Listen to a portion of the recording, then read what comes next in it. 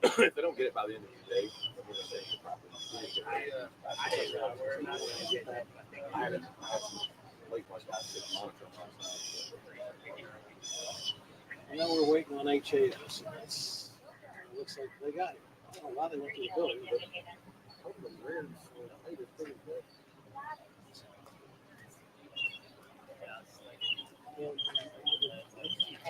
Video on you want to turn out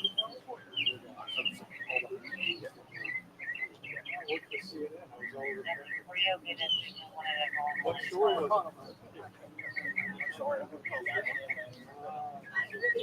Scott Peterson, Lacey Peterson.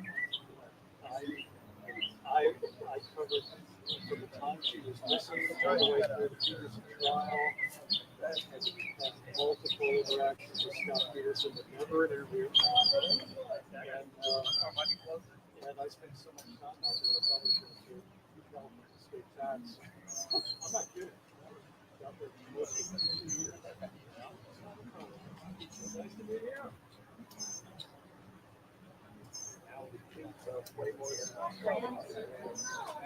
I'm always breaking news stories to them. After you all break them to me. That is very good. Working hard. Yeah, we all have it. All right, not this way. Well, Frank, What's going on? living it.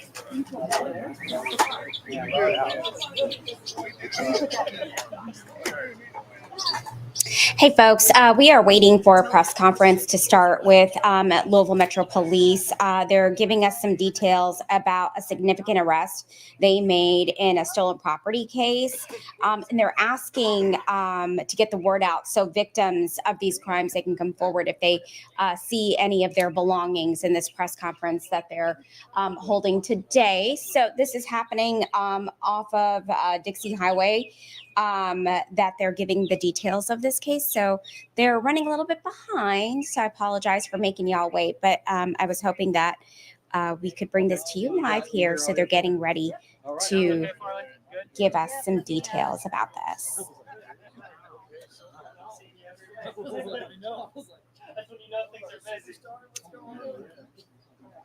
Nobody saw Spectrum in there, did they? So if you have recently had some property stolen, this is a good opportunity to watch this press conference. They're going to give us a look at some of the property that they were able to obtain from this arrest and give some information about where folks can get their property as well. So just stand by for me while we wait for this to get started on this press conference here.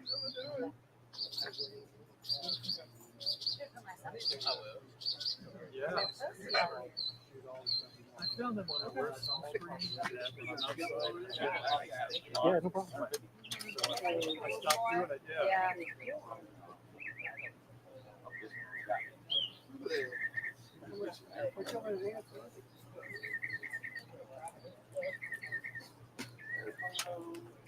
I lived in Atlanta for 25 years, so weeks like this, I'm fine with. I don't like it, but I'm fine with it. Right.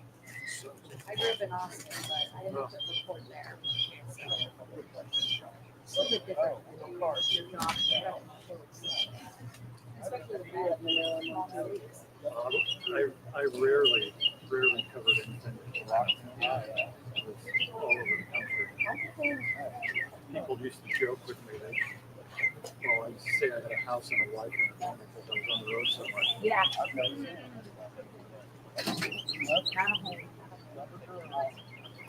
Are you happy to not having to travel as much, or you just? I don't miss it at all. Being in my own bed every night has been great. Yeah. And I actually retired after CNN. Water taught me how to go back. And I thought, what would be the best way to book in my career? It was to come home. Yeah. So it was probably one of the best decisions I ever made. I am. I'm the happiest I've been in my whole career, actually. And I had a life experience before I would trade for anything. For something to sell. Thanks, Matt. Because it's let's see.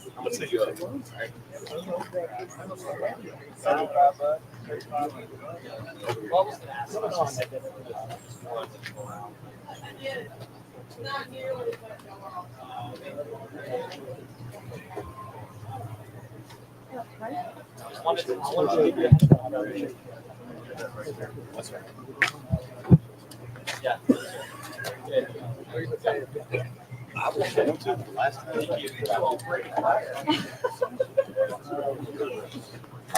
Me.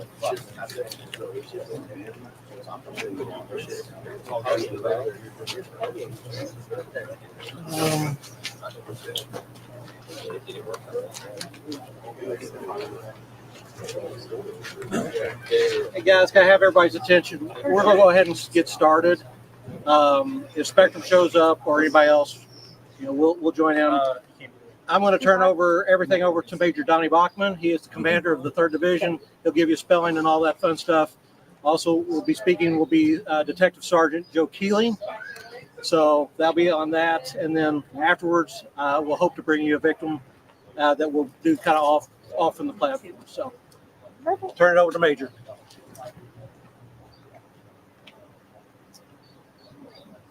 Barley already? We do a sound check. Yep. Did you hear what he said? Thank you, everybody, for being here today. I'm Major Bachman with the 3rd Division. Last name is spelled Boeckman. We're here today in regards to some burglaries that were happening in the 3rd Division and the outstanding work that this team behind us did. In a second, Sergeant Joey Keeling is going to come up here and give you all kind of a rundown of what they've done. But before that, I'd like to speak to the public and say that out of the $30,000 plus property we have recovered, a majority of it doesn't have the serial numbers documented or any kind of personal identification number on it. So it makes it really hard for us to, we're doing the hard work. We want to get this property back to the public. And for us to do that, I would recommend that the public starts documenting their serial numbers and putting some type of personal identification number. You can scratch it in there, write it on there with a permanent marker, something like that, so that when we do recover it from a pawn shop or wherever it is that we do recover it from, we're able to get it back to you. If we go to a pawn shop and we don't have a serial number or some type of personal identification number, we can't, they're a business, so we can't recover that property from them without proof that it is your property. So that being said, I'm going to turn this over to Sergeant Joey Keeling and let him give you an idea of what they've done. Sergeant Joe Keeling, Joekeeling. On Friday, June 21st, the Louisville Metro Police Department's Public Relations Office released pictures from a serial burglary investigation being conducted by the 3rd Division Criminal Investigations Unit. Thanks to the hard work by the 3rd Division detectives with a tremendous number of tips from the public, the 3rd Division Criminal Investigations Unit and 5th Division Criminal Investigations Unit executed search warrants yesterday in the 2600 block of Bannock Avenue and 6600 block of Creston Drive. Detectives were able to recover approximately $50,000 worth of stolen property from these locations, along with an undetermined amount of narcotics. So far, 3 suspects have been charged for being directly or indirectly involved in these burglaries. This is a tremendous win for the Louisville Metro Police Department, as well as the citizens of Louisville, in reaching our goal of reducing the amount of property crime in our city. At this time, we are asking for more help from the public to help us return property that was stolen by the hardworking citizens of our city. If you believe that any of the property that we still have in our police custody that belong to you, please call the Louisville Metro Police Department 3rd Division at 574-2135 with your report number in order to schedule an appointment to recover your property. Are there any questions? How are people going to best prove that it's their item? Bring your report number in, and we'll just have to kind of work with you from there and kind of figure out what was taken from you, what was reported, and we'll do the best we can to link it to you. So only if people... we can work with victims. Okay, so only if someone already reported that they had a theft? If you do think you have evidence that some of the property here was stolen from you, you can still file a report and come up here, and we'll work with you to do what we can. How did you get all of that? Well, we had to borrow some trucks from some other units and get it all hauled back here. All these detectives back here put in tremendous number of hours of work yesterday, loading all this stuff up and bringing it back here and getting it all unloaded, put into the trailer, pictures taken, everything documented. It was a very long, hot day yesterday. Where did you find it, or were they in different locations? Between the two locations, all this was found between the two locations on Bannock Avenue and Creston Drive. When you guys first started this investigation, and how long did that stand? It took us a couple weeks to kind of see the pattern that we had. It was obviously a serial burglar. These weren't just random burglaries. So after some investigation over the last probably 3 weeks, we put in a lot of hours trying to get these guys identified and figure out where this stuff was being stashed. So How many total burglaries do you think there were that produced this? So at this time, 7 burglaries have been closed at this time, with more being cleared in probably into the double digits. We've been contacted by several other divisions and several other departments across Metro Louisville, saying that since they've seen this, they're calling us saying that they believe these are suspects in their cases as well. So once we get with them, we'll get them ID'd, and they'll probably be getting charges added to them. A lot of times in this community, and you guys have talked about this, the homicide and the assaults, they get a lot of attention, but there's a lot of work to be done beyond that. And a lot of community members want that work to be done. Is there a message you'd like to share with them as far as how you guys are trying to shift that focus as much as you can to the other issues? Yeah, absolutely. We do work hard on the violent crime in this city for sure. But we don't want the community to forget we all are also working on the property crime as well. And we put tons of hours. A lot of these divisions put in tons and tons of hours into a lot of this property crime that's going on. It just kind of gets put on the back burner because, it seems like the city's more interested in talking about the violent crime. But there is a lot of very good work being put into property crime in this city by the entire department. Of the 7 cases that you authenticated, Start it again. you said you've got 7 burglaries that definitely you're looking at associated with those 3 arrests. Correct. Right? How much of this stuff is associated with those 7 burglaries? All of it? No, not all of it. So some of this is going to be stuff that we haven't really been able to link it yet. So that's why we need people to come with their report and kind of talk to us and try to identify some things, and we'll do what we need to do to work with them to link it to their report. So this is a lot of the unclaimed stuff right here. Seems like citywide, sounds like. Absolutely. They made their rounds. And you said it's about $30,000 worth of stuff. I know my dad's a mechanic, so this is some really Yeah, expensive. we're probably looking more into about $50,000 worth of stuff, if not more. There's tons of hand tools, and all that stuff adds up. It's pretty expensive. But a lot of those containers sitting over there's a lot more over there than what you realize just standing right here. A lot of those containers are just packed with hand tools and things like that. That was just the best way to get it out. Why is machinery like this so popular to steal, and what can people do better to protect it? Like Major Bachman said, a lot of these thieves are banking on the fact that you don't keep track of your serial numbers. If you don't want to document serial numbers, one of the best things you can do is what we refer to as an owner applied number. Come up with some kind of a child's birthday, your birthday, the last 4 of your social, the last 4 of your child's social, a combination of your husband and wife social. Come up with that number, make that a standard number that you apply to all of your property. We refer to that as an owner applied number. We can actually search things by an owner applied number. So if you create your own number and start putting that on all your stuff, and you document that you've done that, when people steal things like this and they go and sell it, we can actually run things by the owner applied number. When we recover it, we see something engraved. We obviously know that's an owner applied number written in there in Sharpie. We will run that by the owner applied number, and a lot of times we can find it that way. But serial numbers or owner applied numbers are critical. How much of this has an owner applied number? Not much. There's a few things, but not very much of it does. But So without those 2 key things that makes it easy, what does a property owner need to bring and show you that might help? it's gonna be on a case by case basis with each thing. We may have to get them to get with the store they purchase it from and get some kind of document of the sale. Hopefully the store has some good documentation on the serial number or something like that. And there is back work that can be done to go back and track your stuff. Do you mind renaming the suspects you guys arrested? Yes, not at all. Christopher Anderson, Douglas Miller, and Amber Croft. And with that, you said this was all the stuff that was found. that they could have already gotten rid of and stolen and sold some other things. Absolutely. So this is just the beginning, really. Yeah, there's probably some things that they were able to sell off one way or another, whether it was through social media or plenty of different apps you can sell stuff yourself on. So there's probably a lot they got rid of themselves as well. Just for perspective, how often does this division get a call about stolen property? Constantly, we have a huge problem. Yeah, absolutely. Multiple times too. I would imagine so. Yeah, but quite a bit. Two more questions, guys. You might have answered this already, but is this mainly one or two neighborhoods, or was this across the division? Across the whole city.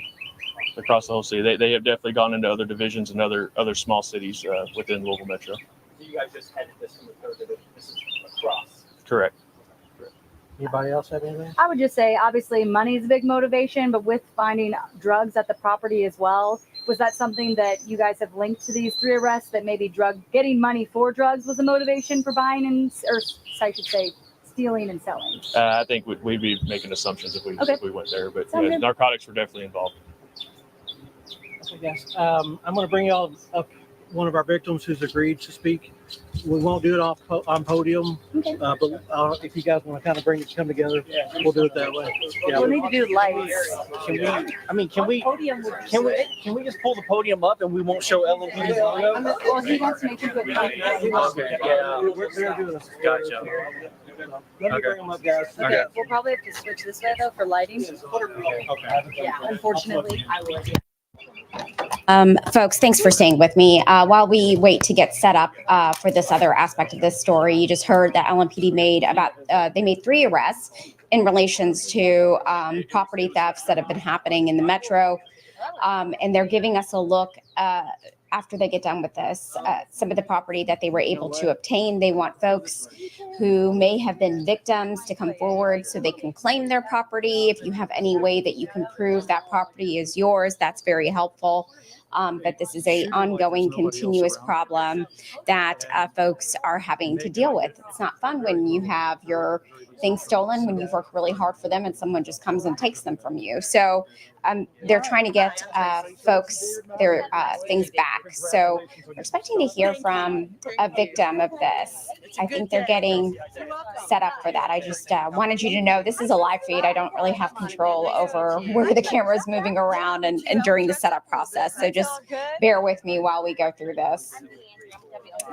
And of course, several other media outlets are at this as well. I'm dressed to pick up stuff and do some labor. Hey, there you go. All right, while they get set up, just wait for me here. Barstown Road. So you can probably take the middle spot. Right by Assumption Hill. But just looking from what we're seeing in the background, it looks like a lot of tools were taken. West Neutral. I'm north toward town. Okay. Trying to see what was in the background. So just Let me wait. think. So you So get I'm off trying to get a- you get off 264, right? And then you go toward town. And I'm going to mute this while she's kind of getting set up. Sorry. Just can you kind of just look back Sure. here for us? tell me when we're ready. Are we Tracy, started? whenever you're ready. We're ready. Okay. Start with first name and spell it. Sure. My name is Tracy Titus. Tracy, Traci. Last name Titus, Titus. And what happened to you? I went to bed about midnight one night. When I got up at 7 a.m., my garage was wide open and my stuff was gone. My garage was broken into, and they took 6-foot cabinets out of the garage that were full. They didn't even empty them, and they took cabinets off the walls. So the whole side of my garage that was burglarized, was everything on that wall was taken. What was inside the cabinets? I'm a furniture artist, so I had lots of paint tools, sanders, sandpaper, lots of paints and stains, stencils and stamps, things that I use to do my hobby, and quite a few tools that I've accumulated over the years working with furniture. What would be that monetary? Valuable stuff. Yeah. Monetarily, probably about $4,000. Yeah, and I have finished an inventory for the insurance company, and that's kind of where we are right now. What they recovered for me today was the cabinetries, but unfortunately, most of my tools are not there. When did this happen? This happened May 22nd, Around what time of day do you estimate this could have potentially? between midnight and 7 a.m.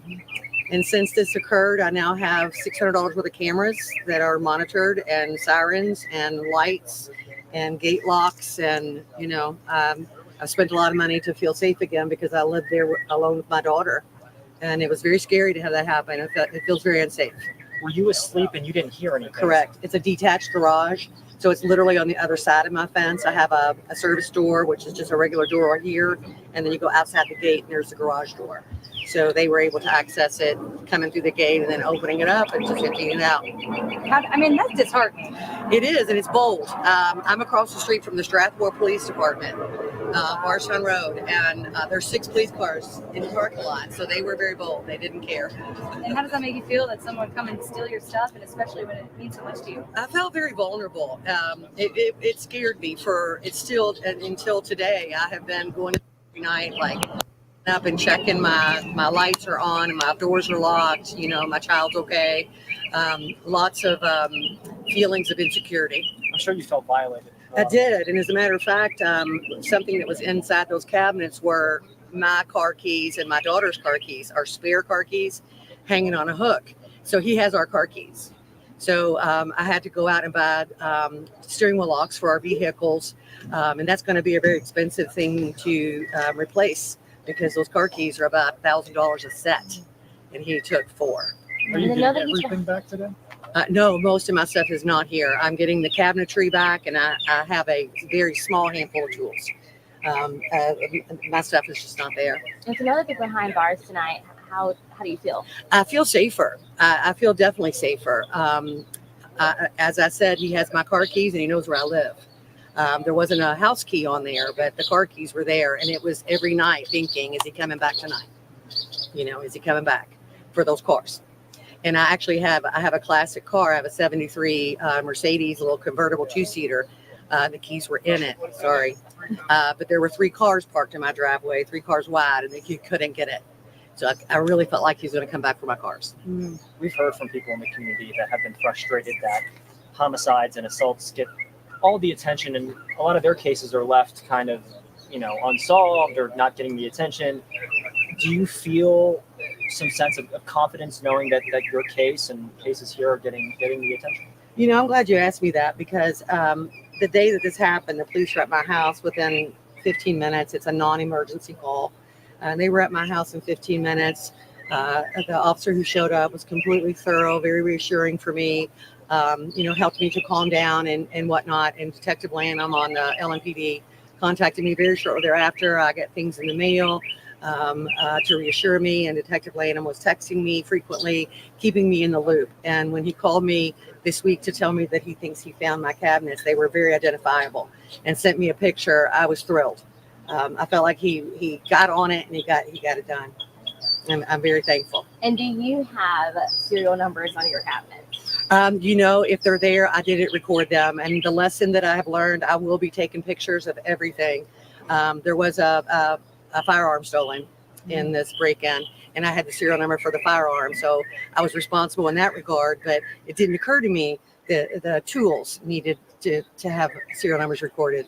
Things like that I wasn't expecting to be burglarized. The obvious things, it's easy to remember. The smaller things, it's a lesson. And additionally, any warning to any homeowners or anybody now that you've been a victim of this? I would say that I contemplated getting a security system. One point I should make is I moved into this house in January, and I was burglarized in May. So it felt very unsafe. It made the whole neighborhood feel unsafe to me, even though it's not. I'm just a victim, so I was having that mentality. But I wish I had gotten a security system. It's kind of one of those things, well, I'll wait till I get a little bit more money. The day it happens, I'm out and I found that money. I wish I had found that money when I moved in. Did you have neighbors nearby who got hit too? Or there was I learned late after the fact, I learned that there was another garage broken into near me. Yes. Maybe a block away. I don't think I knew that at the time. Gotcha. But I learned that later. So yes. Thank you. I'm very grateful for the LMPD for all the hard work they did. Are you from the area, by the way? Are you from Louisville? I am actually. I'm born and raised here, and I am a retired Jervis County teacher. I worked at the Brown School, but I'm retired now. So once I retired and my kids got out of college, I downsized and moved back to Louisville. So I'm on Barstown Road in the Highlands now from New Albany. Gotcha. Thank you for Thank you speaking with very us. much. You're welcome. Thank You're you. welcome. I take it you have Thank those. you. Thank you. You have Thank those you. cabinets already Appreciate it. loaded up. Can we get Are some you- video? Yeah, it's right there. Perfect. No, there's a Check, truck. check, you're not Yeah. hearing me? And guys, like I said, once you all get the video from her, you're welcome to go get pictures. You can stand up, whatever you need to do. Knock yourself on all that. Okay, she's gonna go. I'm gonna go put my face on really fast. All right, folks. You heard that interview with that woman who was a victim of her property being stolen. I think what she said spoke volumes about, just being on alert, protecting your property, taking photos, writing down serial numbers, even a code that you use on your property. Write it down in Sharpie in case anything is stolen, that you can go and claim it. She said, unfortunately, she was just able to get her cabinets back, but at least something. But she was grateful for the way that police handled it. So a number of things were stolen. And David Mattingly is following this story for us today. You may have heard him asking questions. And I know some of you may be thinking, well, I had something stolen. Maybe it's in this video clip that we'll have of all the items that were recovered.